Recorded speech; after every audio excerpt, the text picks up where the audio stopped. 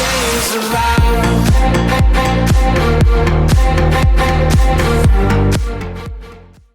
Hello and welcome to the Tottenham America channel. Today we will be giving you our player ratings for Tottenham's 3-1 win against Nottingham Forest, as a Kane brace and a Son goal did the damage, but Worrell also got one back for Nottingham Forest. A really much needed win for Spurs, as Spurs go 6 points ahead of Liverpool in the race for the Champions League next season, as Liverpool lost 1-0 today against Bournemouth.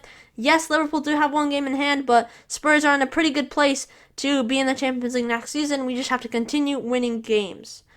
So we're going to start off with Fraser Forster in goal, the penalty saver today. I'm going to rate him a 7.5. Would be a little higher. I think the only thing is that he was at fault a little bit for the goal. I think he misjudged the ball a little bit, the cross coming in. But the penalty save and the other saves he made during the game were just superb. He made the first penalty save a Spurs goalkeeper has made since Hugo Lloris saved a penalty against Manchester City when we won 2-0 in January of 2020. That was when Steven Bergwijn got his debut goal. So yeah, that's the first time we've got a Spurs goalkeeper has saved a penalty in 3 years, which is crazy. Lloris is not known for his penalty saving, but Forster did incredibly well to save the penalty. He also denied former Spurs player Serge Aurier from a header from a corner from really close range. It was a really powerful header. Forster wasn't that far away from him, but to react that quick, it was had such power on it, and it was in such close distance. He did really well to react, and it was a superb save from him. Overall, a really good performance from Fraser Forster. Next, moving on to Cristian Romero. I'm going to rate him a 7.5, the same as Fraser Forster. Cristian Romero was pretty much flawless at the back today. One possession back many times. No rash tackling from him today, which is very good. After the red card he got against AC Milan when we crashed out of the Champions League on Wednesday. So pretty much a huge improvement from Cristian Romero in terms of being rash and tackling and to kind of contain himself. He did not even pick up a yellow today, which was really good for him. Because after he gets a 1 yellow card, it's very likely that he'll get another one and get a double yellow card to get a red card. So yeah, I think Kuti did a really good job today, handling himself, not going in on rash challenges, and was really solid at the back today. Next, moving on to Eric Dier. I'm gonna give him a 7. Probably the worst center back out of our 3, but he was still pretty good because all 3 of our center backs were good. Little shaky at times, but was good in the air. Had some header clearances from corners, which was pretty good for him. And overall, he was solid at the back. A little shaky at times. There was one time where he tried to dribble through midfield. He kind of just took on too much and lost possession. I think that was one of the bad parts of his game. But other than that, pretty good performance from Eric Dier.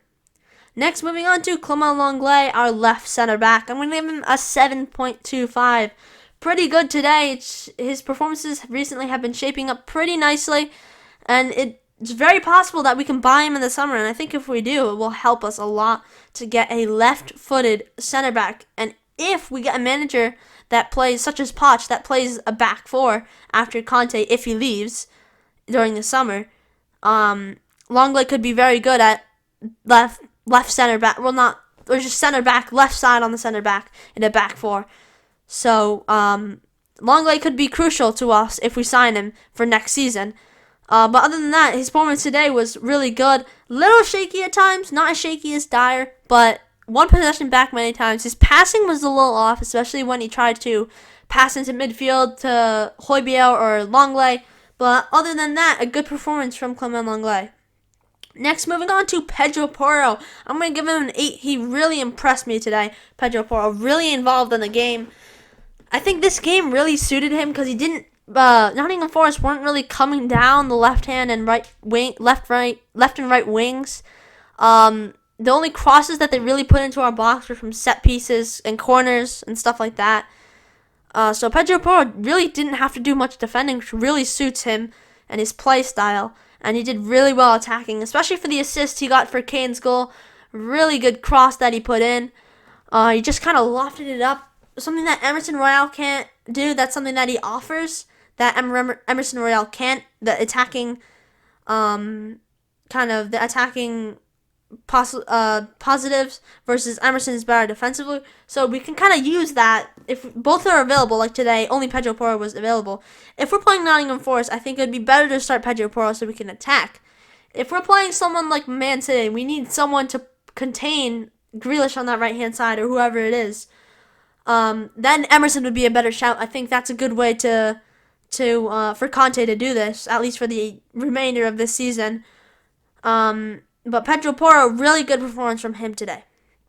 Next, moving on to Benjamin Davies at left wing back. I'm going to give him a 7.75. Really good performance from him as well.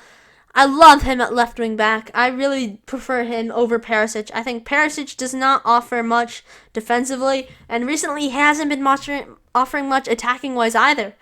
But Davies has been offering some defensive work and some attacking work. He's been offering attacking and defensive work rate, which has been really good from him. And that's really why he's better than Perisic at left wing back. And you can see it in the results too. Ben Davies, when has he started at left wing back? Today, when we won 3-1 against Nottingham Forest. When we won 2-0 against West Ham. And when we won 2-0 against Chelsea. So in those 3 games he started at left wing back, he's only conceded 1 goal, which was today, and it was pretty much from a corner. It wasn't really his fault. So he's been really defensively stable at left wing back compared to Perisic. Perisic has conceded a lot of goals at left wing back. And I really prefer Davies at left wing back now. I think that's how we should go about it until the end of the season. That's how CONTE should go about it until the end of the season. And I really love him at left wing back. Next, moving on to Pierre-Emile Højbjerg in midfield. I'm going to give him a 7.5. Again, showing consistency, showing work rate, and showing another good performance for Spurs. And he's just so consistent. Ever since we bought him, he's just been so consistent. Last season, the season before, this season, game in, game out, he's been doing his job in midfield. Some games he hasn't when the team is not performing well. He doesn't perform well typically. But Højbjerg really never has a personal bad performance from him. If he plays bad, pretty much the whole team plays bad. It really shows how much of a leader he is in our team, and a really good performance from him today. I'm pretty sure he got a lot of recoveries, won the ball back a lot, especially in the first half. Really good defensively, like he's always been pretty much. And he had 4 clearances, 3 headed clearances, 4 recoveries, which is pretty good, and 3 successful dribbles, which is good for the midfield Dane. But overall, really good performance from Pierre-Emile Højbjerg today. Next, moving on to Oliver Skipp. I'm going to give Oliver Skipp a 7.5. Also picked up a yellow card like Højbjerg, but the 22-year-old Englishman had a really good performance today. Got 1 shot away. I think it was like the left-footed volley was blocked. It was from quite a while distance out, but he did well defensively. Honestly, did not have much to do defensively. He was pretty involved. He had 5 passes into the final third, which was good. Skipp really played into Richarlison and Kane and Son a lot. And if you noticed in the beginning of the game, Højbjerg was kind of filling in for Richarlison on the right-hand side when Richarlison drifted in towards the center. So that's one thing I'll talk about when we go to Richarlison, when we get to ranking him, which will be soon, which will actually be next. But Skipp, an overall really good performance from him today. And we're going to move on to Richarlison. I'm going to give Richarlison an 8. Got an assist today for Son's goal. Good cross into the box to pick him out. But an overall really good performance from Richarlison, showing really good work rate. It'd be so nice if that goal stood that he had in the 5th minute. Brilliant finish from him and brilliant first touch to take down that long ball from Skipp. Really unlucky. His hand was offside. That's the thing that was stopping him from getting his first Premier League goal for Spurs, was his hand. That was the thing that stopped him. It was literally his hand. But other than that, a good performance from Richarlison. And like I was talking about earlier, he kind of drifted in toward the center a lot. Pedro Porro excelled on that right-hand side, and Højbjerg at times was filling in for Richarlison and kind of coming forward on the right-hand side. But I think Richarlison really does a lot better at right wing compared to left wing. We've seen him fill in for Son many times at left wing. Hasn't really worked out the best, but that right-hand side really does work out so much better for him. as a Spurs player. Maybe it did work out on the left-hand side better for him at Everton, but at Spurs, it's definitely worked out better for him on the right-hand side. So, especially because he can put in crosses and stuff, versus on the left side, he's kind of forced to cut inside. He can't comfortably put in crosses on his left foot. So, Richarlison, in conclusion, he's just so much better on the right-hand side, and I think that's where we need to start him. We can't start him over Son. I think starting him over Kulusevski is much better than starting him over Son. And, yeah, starting him over Kulusevski is just better because he's more comfortable on his right foot. And I don't think he's that comfortable cutting inside. And Son can really, wherever Richarlison needs to play, Son can kind of adapt because Son can also play right wing. He has like a 5-star weak foot pretty much, so Son can play pretty much anywhere in the attack. He can play striker, he can play right wing, left wing. So I think Richarlison has some leeway there, but the only place he can't play is striker, pretty much, Richarlison, because he's not going to go over Kane. But I think right wing, he's finally found a position that suits him at Spurs that's not striker, which I think shows some good things to come from him in the future. But yeah, overall, a really good performance from Richarlison today. Next, moving into our our striker, Harry Kane, probably man of the match for me. I'm going to give him an 8.5. 2 brilliant goals, really cool for the penalty, and a really good header put beyond Navas. Really good placement, and Navas, there was no way he was going to get to that. Kane was also really good defensively today.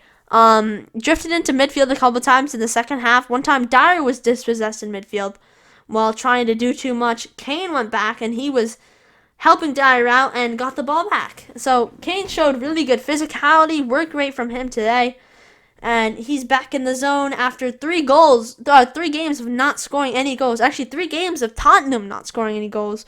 0-0 draw against Milan, 1-0 loss against Wolves, and a 1-0 loss against Sheffield United. Our last 3 games, no goals from any Spurs player, nonetheless Harry Kane. But Kane was really firing on all cylinders today. Really good hold-up play, I think, at striker. He was linking up really well with Richarlison and Son. They were really clicking today. And Kane, just another really good performance from him today. Definitely player of the match for me. And that brings him to 20 goals in the Premier League. 20 goals in 27 matches in the Premier League, which is really good. 2 assists, not that many assists, but a lot of goals for him. And we still have like 10 games left. We still have 11 games left of the season, and Kane is already on 20 goals. Yes, Haaland is very ahead of him, but Kane, this is a huge season. He's just a huge season for him. He's doing so well. I think he's just getting overshadowed by Haaland. But in conclusion today, really good performance by Kane.